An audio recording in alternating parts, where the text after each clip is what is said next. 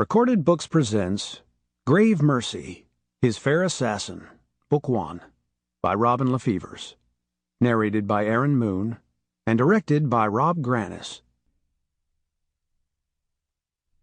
Chapter 1.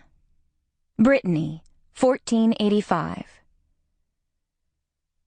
I bear a deep red stain that runs from my left shoulder down to my right hip, a trail left by the herb witch's poison that my mother used to try to expel me from her womb. That I survived, according to the herb witch, is no miracle, but a sign I have been sired by the god of death himself. I am told my father flew into a rage and raised his hand to my mother, even as she lay weak and bleeding on the birthing bed, until the herb witch pointed out to him that if my mother had lain with the god of death, surely he wouldn't stand idly by while my father beat her. I risk a glance up at my husband-to-be, Gwillow, and wonder if my father has told him of my lineage. I'm guessing not, for who would pay 3 silver coins for what I am? Besides, Gwillow looks far too placid to know of my true nature. If my father has tricked him, it won't bode well for our union.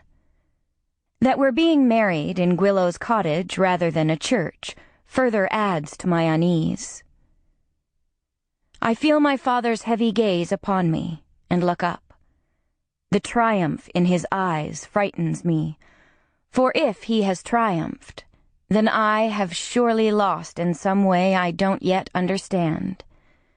Even so, I smile, wanting to convince him I'm happy, for there's nothing that upsets him more than my happiness.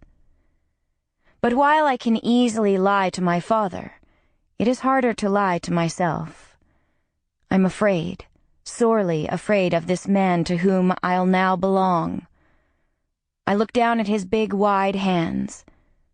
Just like my father, he has dirt caked under his fingernails and stains in the creases of his skin. Will the semblance end there? Or will he too wield those hands like a cudgel? It is a new beginning, I remind myself, and in spite of all my trepidations, I can't extinguish a tiny spark of hope.